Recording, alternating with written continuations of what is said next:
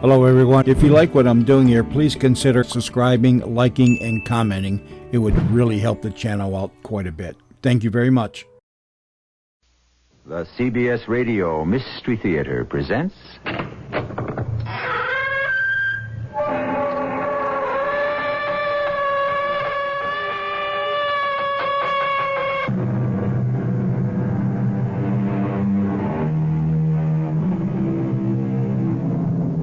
Come in.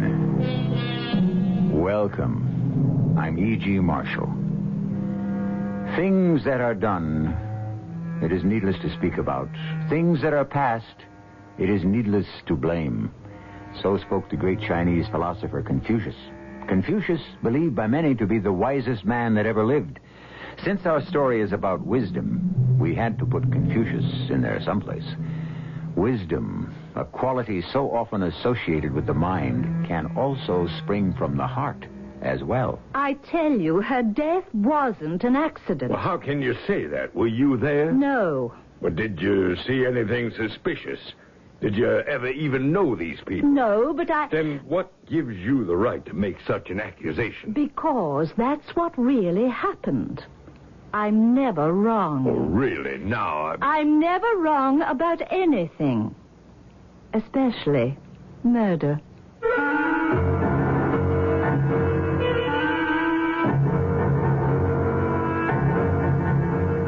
Our mystery drama, Sound Advice, was written especially for the Mystery Theater by Victoria Dan and stars Carol Teitel.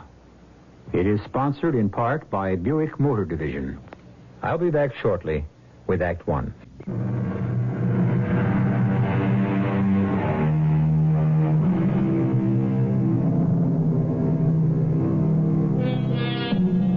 Nothing is given so profusely as advice, so the philosopher said. In a world constantly tormented by food, energy, and water shortages, isn't it reassuring to know that there is at least one commodity, advice, which will never be in short supply? Yet, despite the profusion of free wisdom, too many people feel the only advice worth taking is the kind you have to pay for.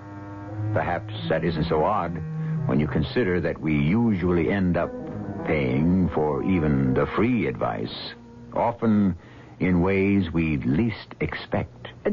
Did you say something, Freddie? You haven't heard a word I've said. Said about what? Oh, for Pete's sake. Oh, look at the absolute mess you've made of the paper. I should know better than to disturb you when you're reading Dear Dorene. What did you say? I bet there isn't a breakfast table in America where a man can have a decent conversation with his wife. You're all too busy reading that gossip column. It's not a gossip column. It's an advice column. It's the same thing. Some female poking her head into other people's business. What earth-shattering advice is the old bat giving today? Mavis? You really want to hear? Sure. Why not? The letter goes like this. Dear Dorene, I'm an attractive, fashionable housewife with immaculate habits. I can no longer stand living with my gauche, sloppy, inconsiderate husband. I want to tell him I am leaving him, but am afraid of his violent temper. What shall I do? Signed, Desperate in the Country. Desperate in the country? I bet there's no such person. Would you like to hear Dear Dorene's reply? Not really. Dear Desperate, you and your husband are obviously mismatched. Forget his sloppiness. Forget his temper. And most of all, forget him. Sincerely, Dorene. Forget him? This Dear Dorene is telling some lady to leave her husband? Yes. Some lady she doesn't even know? She's a phony. I bet she makes up all those letters. That's not true. I bet she even wrote that last letter, Desperate in the Country. Who ever heard of a name like that? It was the only name I could think of. What? I wrote that letter to dear Dorene. You're kidding, right? I'm desperate in the country. What do you say? I'm leaving you, Freddie. You what? Leaving you. I don't believe it. I mean it this time. But why? I can't stand it anymore. Well, aren't I a good husband, Mavis? Don't I buy you all those fancy clothes you want? Please, Freddie. Don't I let you watch what you want on television when there isn't a game on? I don't love you anymore. You don't? Now, listen. You're not leaving me just because some fishwife in a newspaper tells you to. Now, can't we be civilized about this? Civilized? You expect me to be civilized? This isn't the movies. There you go, shouting. Always shouting. I'm not shouting. Let me make this quite clear, Mavis. You're my wife. You're not leaving me. I've made up my mind. You'll never leave me. I will. I am. I won't let you. I will leave you if it kills me. Even if it kills you. I don't want to discuss it anymore. Just a minute. Where are you going? I have a headache. Sit down, Mavis. No. You just don't tell your husband you're leaving and then just walk off. Come back here. We're not finished. Let go of my arm. Not until you understand this, Mavis. You're not leaving me. My wrist. You'll never leave me. Please, Freddie, you're hurting me. You're my wife, and a wife has to be loyal to her husband. Let me go, or I'll kick you. I swear. Oh, why, you... No, Freddie. Freddie, I only did it so you'd let go of me. No, but please, don't hit me. Don't hit me.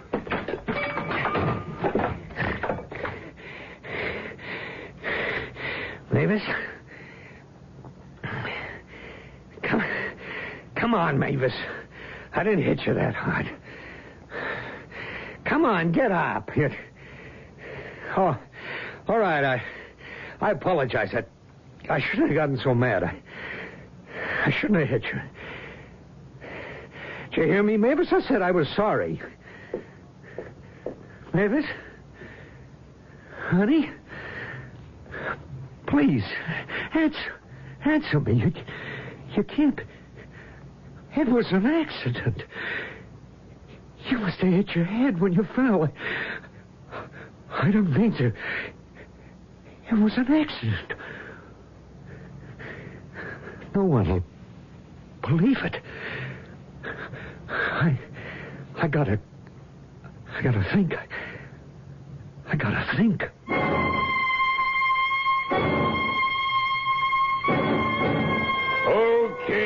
Okay, keep it moving. Keep it moving. Can't you see we got an accident here? Hey, did a car really skid off the bridge, Sheriff? Come on there, no rubbernecking. Keep it moving. No, did a lady really drown? I told everybody to keep back. Now let that ambulance through.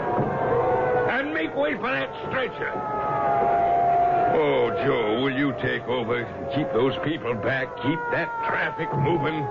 I got to talk with the husband.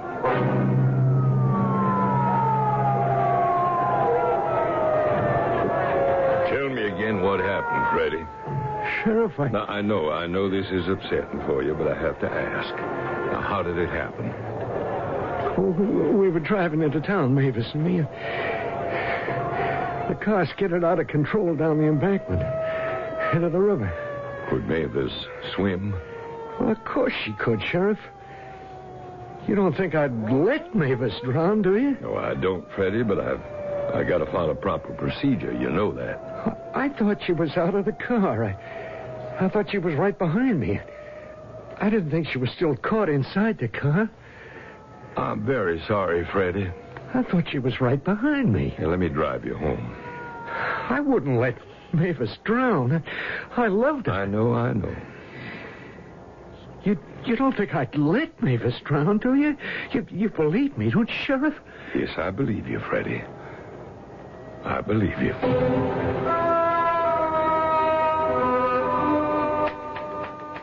Dear Puzzled, your mother-in-law does not know everything. Come in. Hello? Yes. I'm Jenkins Smith, new managing editor. Oh? I'm visiting the various departments, introducing myself to the staff.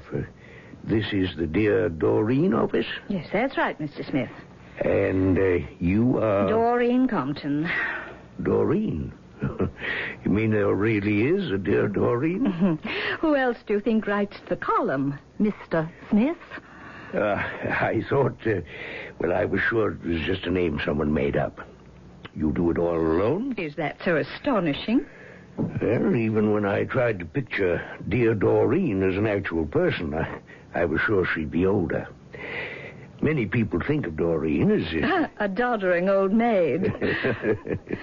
Your column has always fascinated me. I get the impression that isn't a compliment.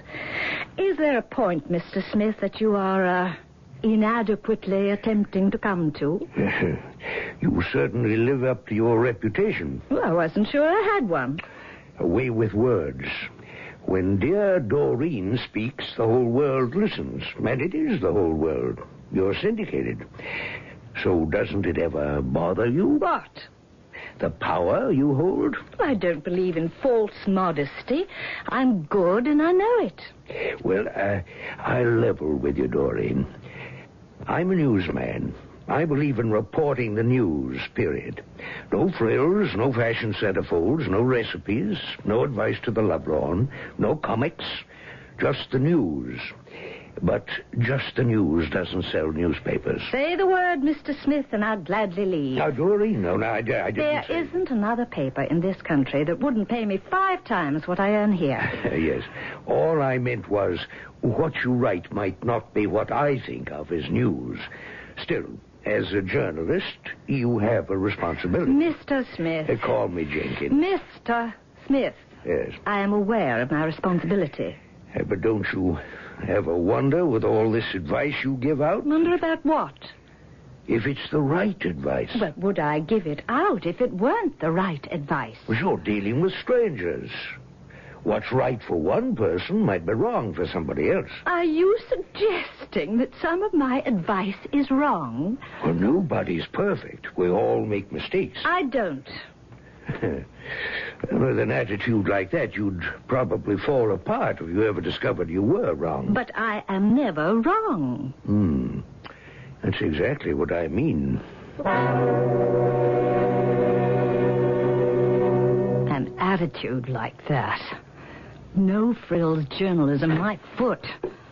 Dorene! Melissa, what took you so long? I'm famished. There was a new cashier, and he took forever.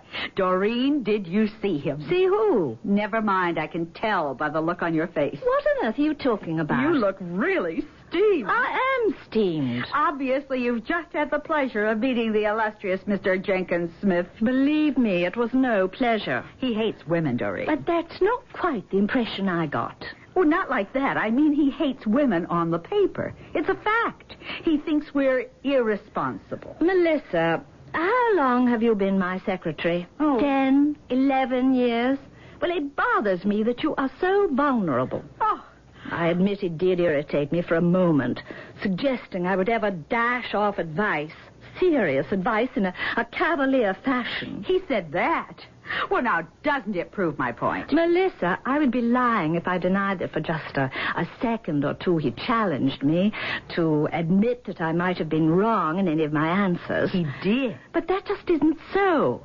I have never given any advice that I did not have complete faith in. Smith was obviously asserting his new power as managing editor by preening his ego. I never thought about that. But how about lunch? Sure. Oh, I meant to tell you. On tonight's late edition, they cut off the last letter to make space for the obit. Oh, let me see. There, on page 47. An obituary for some ex-fashion model. Oh, Mavis Montrose died, but she used to model for fashion designs. I think she drowned or something. Mavis Montrose was married to a dairy farmer named Frederick Gumbler. You look startled. Mavis Montrose was Mavis Gumbler.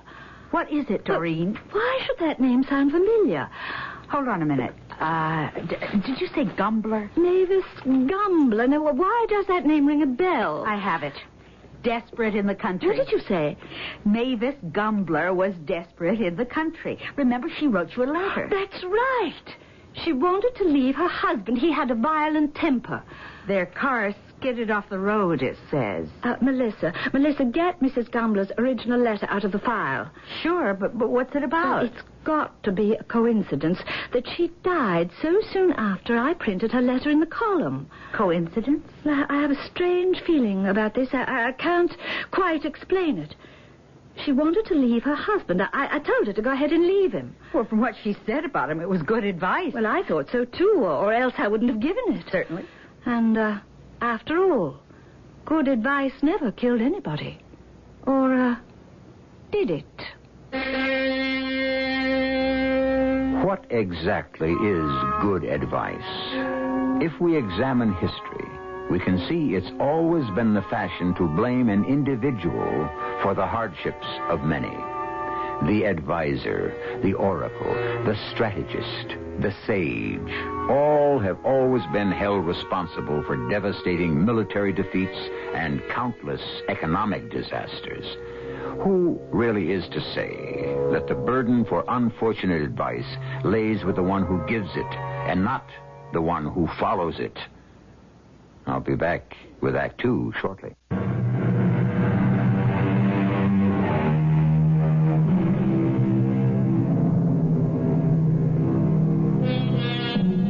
About this matter known as coincidence, there are two definite schools of thought. Most of us think practically, that is, we believe coincidence is the random crisscrossing of two unrelated events. A surprisingly large number of scholars, however, are enrolled in the program that preaches there is a plan. Each event in this world is irrevocably connected to another by some mysterious universal directive. Nothing happens by accident. This revelation, while soothing to many, may be quite distressing to others.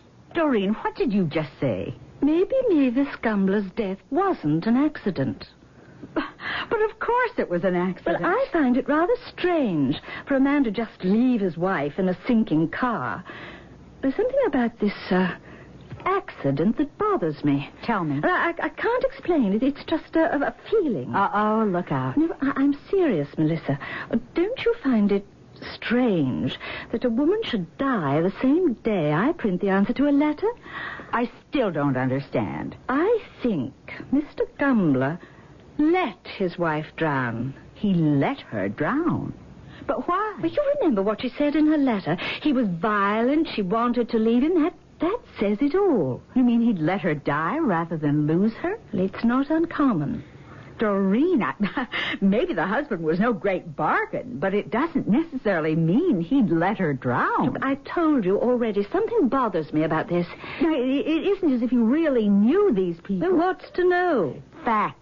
Hard facts. How do you measure facts up against instinct? Look, I know there's something fishy. How do you prove that a person let another person drown? I don't know. But he let his wife drown. Dorene, why are you so concerned about a total stranger like Mavis Gumbler? Well, she wasn't exactly a stranger. She was one of my readers. You have millions of readers. I've never known you to become so involved. Whenever I give a reader advice, Melissa, I am involved. In all the years I've worked for you, your involvement ends when you put your signature on a reply. You're right.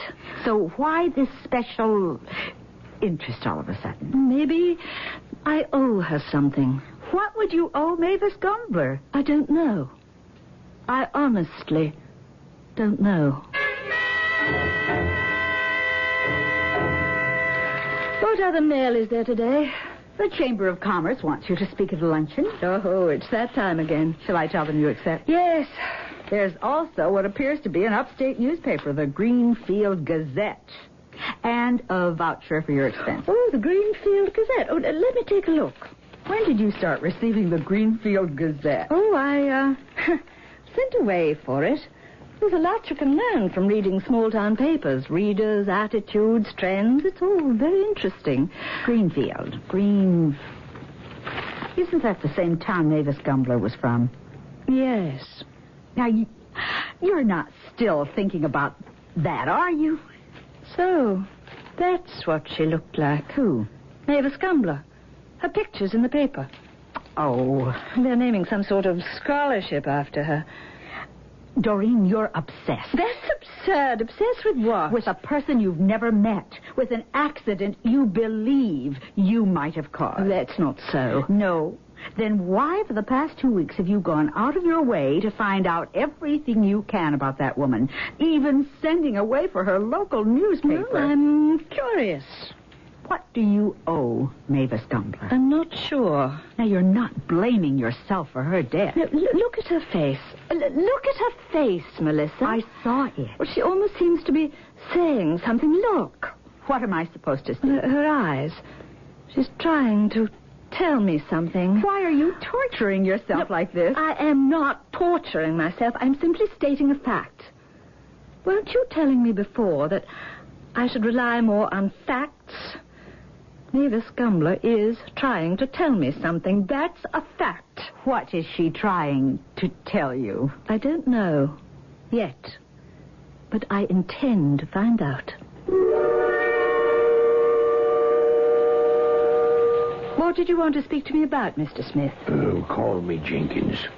I call you Dorene, don't I? Everybody calls me Dorene. Well, I want to ask you something.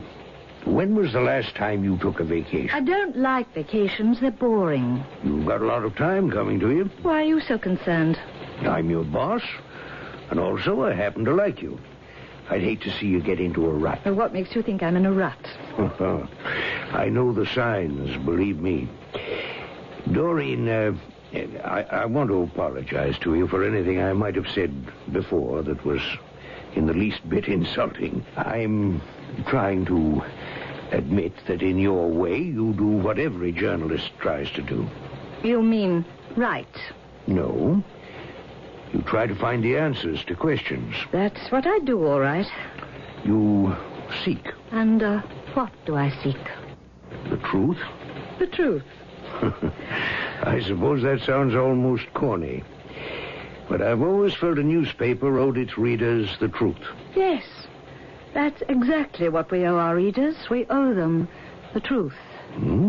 We actually agree on something. Oh, we agree. We most certainly agree. And I think I will take a little vacation. Yes. The Bahamas are great this time of the year. No, I'm going up to the country. Ever hear of a place called Greenfield? Can I help you? I'm looking for the sheriff. Well, I'm the sheriff, ma'am. Oh, By the I suppose you mean the suit. Not every country sheriff wears the traditional uniform, Miss... Compton. Dorene Compton. What can I do for you, Miss Compton? Well, this is the same town of Greenfield in which several weeks ago there was an auto accident involving Mrs. Mavis Gumbler. Poor Mavis. Did you know her, Miss Compton? In a way, yes. Wonderful woman, Mrs. Gumbler. Very highly thought of in the community. Great tragedy. Sheriff, would you mind very much telling me how it happened? I'd feel a lot better if I knew all the facts. Well, sure. Why don't you make yourself comfortable and have a seat, ma'am? Oh, thank you. You see, there really isn't much to tell. It was about 8, know how dark it still is this time of year.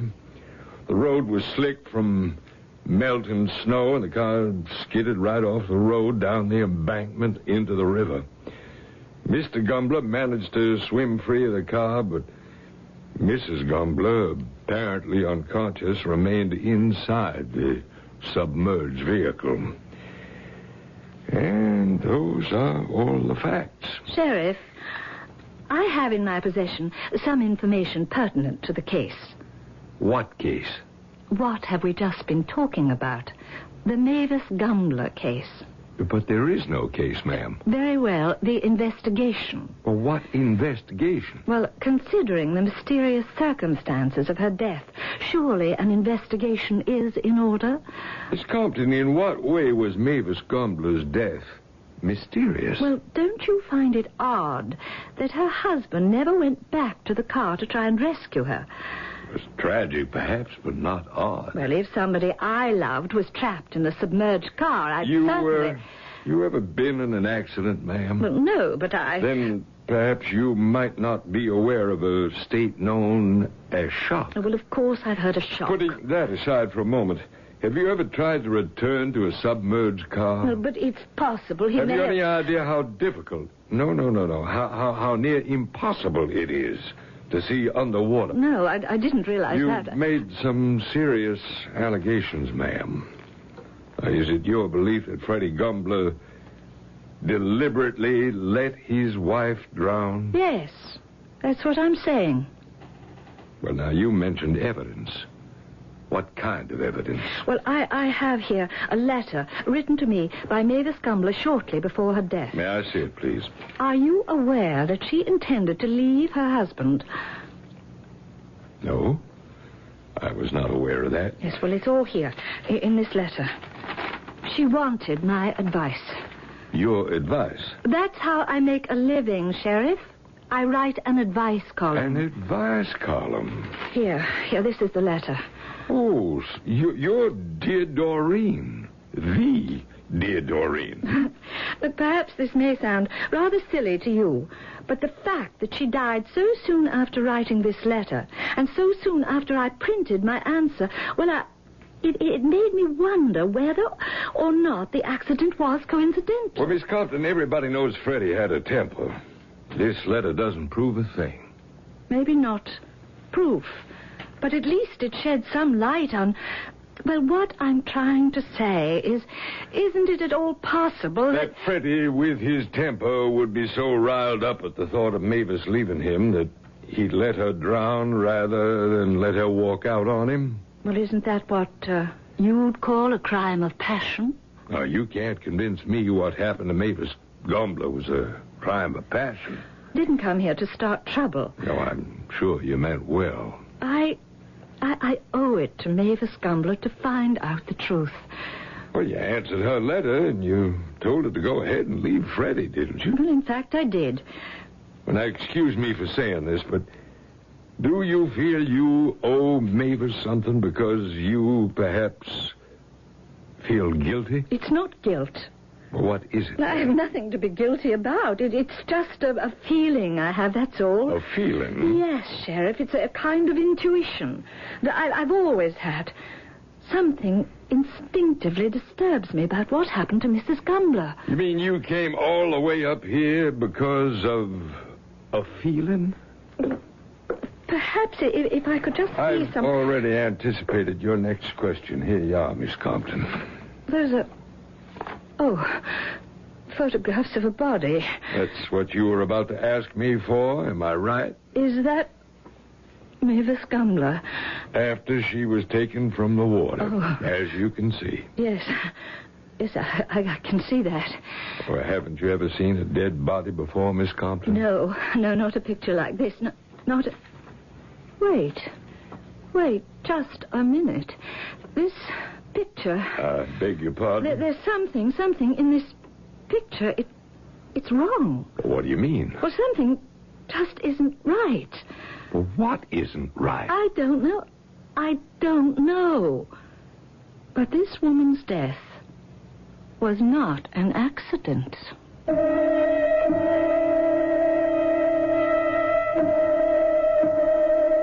In all fairness to the accepted rules of storytelling, we admit that certain clues have already been furnished in Act One. We like to think that you, the listener, have grown rather adept at deciphering the puzzles concocted here regularly. Detectives who use intuition as a means of solving mysteries are well aware that this phenomena is the subconscious mind's analysis of facts. I'll be back shortly.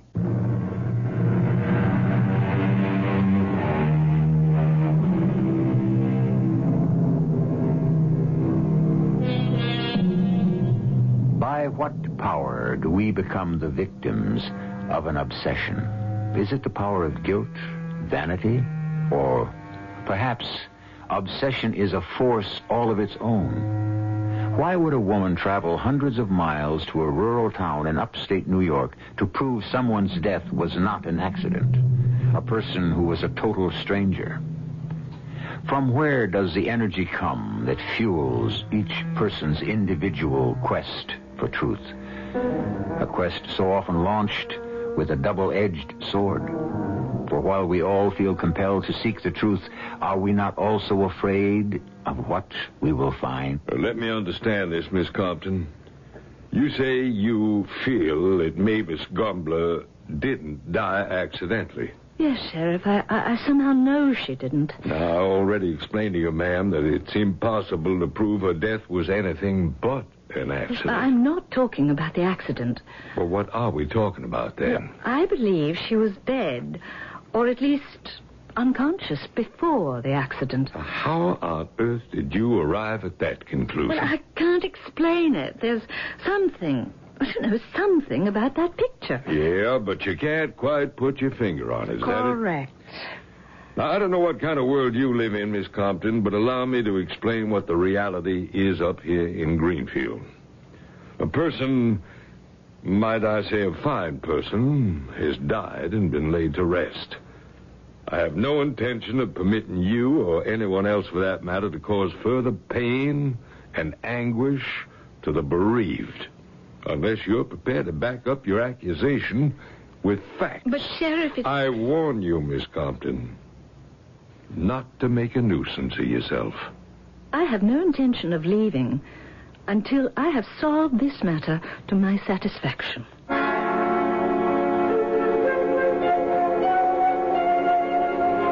Only one thing about the country. It's beautiful at night. I couldn't take a walk like this in the city. Still, I suppose I had better get back to the hotel. Oh, who's there? I said, who's there? Who are you? You're her, aren't you? I don't know what you're talking about. You're her. You're dear Dorene. But who are you? I had to see you. I had to know what you look like. Who are you? Why did you have to come here? Why couldn't you just leave us alone? You're Mr. Gumbler. How could you be so cruel? How could you tell Mavis to leave me? Oh, now, Mr. Gumbler, Don't you know a woman's place is with her husband? Look, in the first place, I didn't... She'd be alive if it weren't for you. I beg your pardon. You and that stupid column of yours. You had to put ideas into Mavis's head. It wasn't my idea for her to... You're the one that caused all the trouble between Mavis and me. Pretending you know how to solve other people's problems. A meddler is what you are. If you will excuse me, Mr. Gumbler, I really should be returning to my hotel. It's your fault she's dead. I refuse to stand here in the cold night air and argue with you. Go on, walk away. But I warn you, Miss Dear Dorene, you're not welcome here. The sooner you leave, the better. Are you threatening me? It's more than a threat.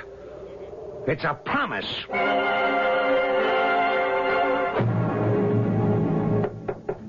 What on earth? Who is it? It's the sheriff, Miss Compton. Oh, just a minute. Sorry to disturb you at this hour, ma'am. Oh, excuse the robe, Sheriff, but I was about to go to bed. Now, don't apologize. I want you to get a good night's sleep, because you'll be leaving first thing in the morning. Leaving? I don't understand. But didn't I specifically ask you, ma'am, not to make a nuisance of yourself? Well, I haven't. When did you listen to me? No. Of all people, you have to go harassing Freddie Gumbler. What? If anyone was harassed, it was I. I'll have you know that man threatened me. Well, can you blame him after the way you upset him?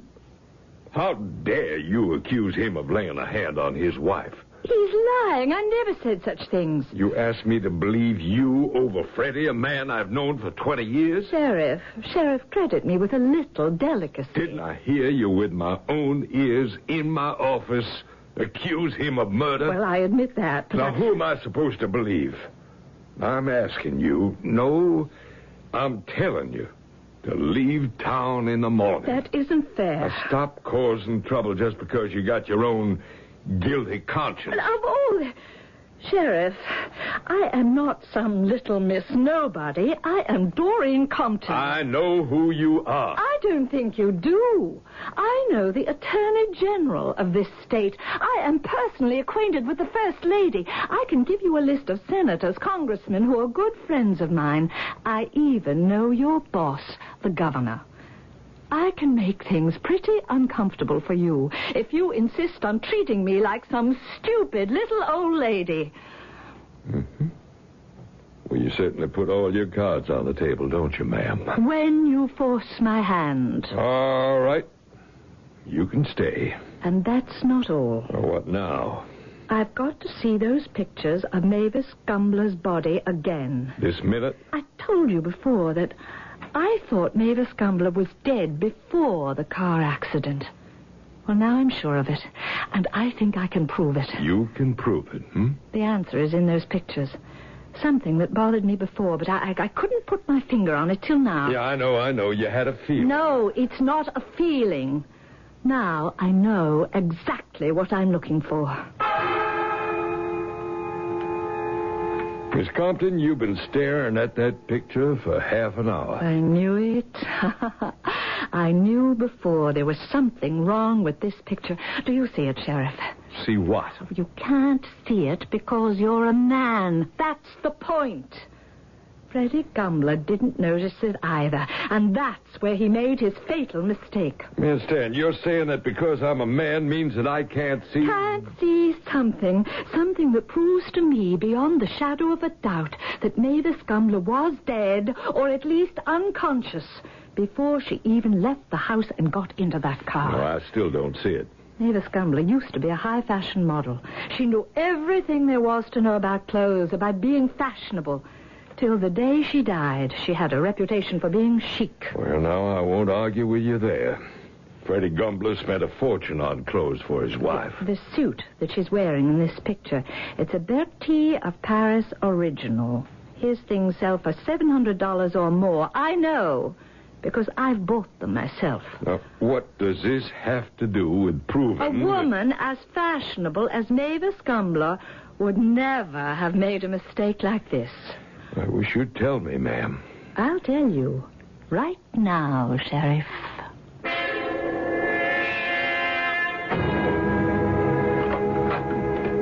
Sheriff, what's going on here? Sit down, Freddie. What's this all about? Freddie, I want you to tell me again, from the beginning, what really happened the day of the accident. What really happened? Well, Sheriff, I've already told you what happened. Tell me again. I don't understand. Just tell me, Freddie. Oh, wait a minute. Who's that over there? That's a stenographer. Well, why do you need it? What's going on here? Tell me the truth, Freddie. I already told you. Mavis and I had dinner, and we changed into our Sunday best for that party over at the Prestons. And then? Well, you know the rest. We were on the river road. The car skidded. We went right over the embankment. The waters were high from the rains we'd been having. The car sank in seconds. I remember swimming and not getting anywhere. I must have blacked out as soon as I hit the shore again. And Mavis was still in the car, unconscious, dead, whatever came first. Oh, come on, please. I can't bear to talk about it anymore. What really happened? I just told you. You're lying. No, I'm not. Freddie. It's the truth. I swear it's the truth. We know you did it. Did what? It was an accident. What did you hit her with? It wasn't like that. What was it like then? I hit her with my hand. I didn't think I hit her that hard. Was she dead? She was going to leave me, Sheriff. She couldn't stand for me to touch her anymore, she said. How could she leave me? I couldn't let her leave me. Was she dead then, Freddie? No. Oh, maybe. I don't know anymore. I put on my suit. I dressed Mavis in her fanciest new outfit. I put her in the car. Like we were going to that party. Like nothing happened. Mm-hmm. And then what, Freddie? We drove around for a while, and soon it was like old times. Me and Mavis all dressed up, going to town. I started to talk to her. Looks like more rain, Mavis. I said. Sheriff, I realized then she wasn't going to answer me. She was never going to answer me. I pressed my foot down on the accelerator, and that's when I went into that skid. When the car went crashing down the embankment, I was thinking, this is what dying feels like. But when the car hit the water and started to sink, and soon the water was up past the windows and dark and cold, and I still wasn't dead, I knew I was afraid. I didn't want to die. I wanted to live. And so you managed to get out of the car and leave Mavis behind. I left her behind. All right, Freddie. Sheriff, how did you know? How did I know? Your wife told me. Mavis told you? Her picture, Freddie. Her picture told me. Her picture? It was the one thing that proved your wife couldn't have dressed herself. But it took a woman to spot it.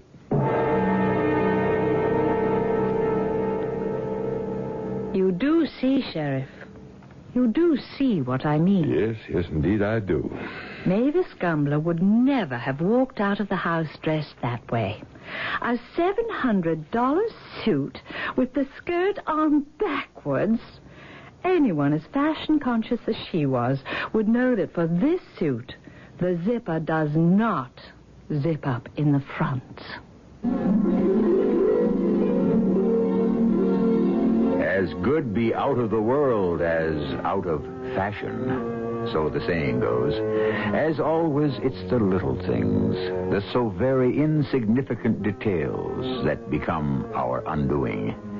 The microscopic blunders, invisible to the untrained eye, just as easily emerge as glaring discrepancies to the more sophisticated observer. I'll be back shortly.